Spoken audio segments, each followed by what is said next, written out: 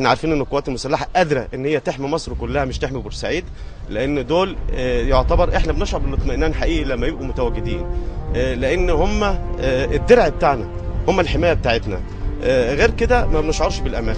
بص احنا هنا بقالنا 30 سنه عمرنا ما شفنا اللي جرى لنا دون، عمرنا بقالنا 30 سنه في العماره دي مبنيه بقالها 30 سنه، عمرنا ما شفنا اللي شفناه ده.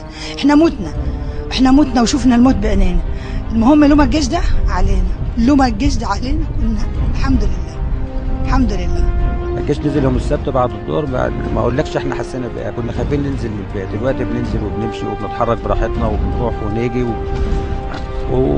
وربنا يخلينا جيش.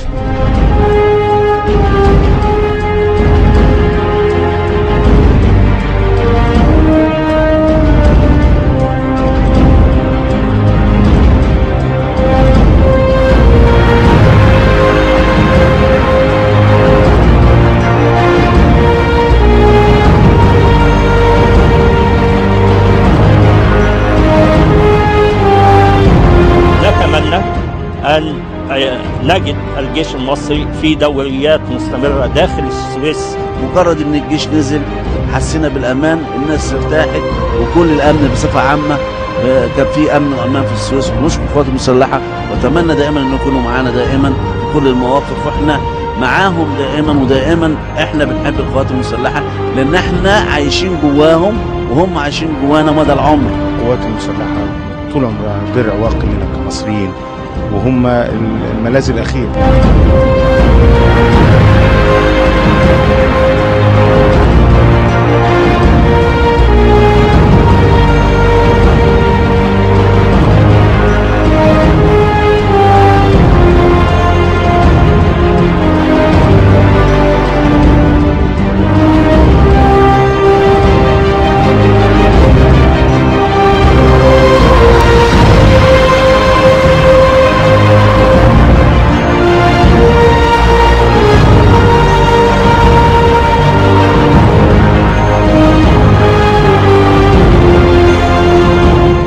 الله تبارك وتعالى اللي رزقنا بأبنائنا وأخواتنا وأولادنا من القوات المسلحة الباسلة الصالحين الأمناء على العهد الأوفياء لأمتهم، أنهم مكنونا أن احنا نقعد في بيوتنا بعد كذا يوم من الظلم لحقونا، ولولا فضل الله علينا ومن علينا بوجود القوات المسلحة لكان فاتنا في الجبانة الوقت.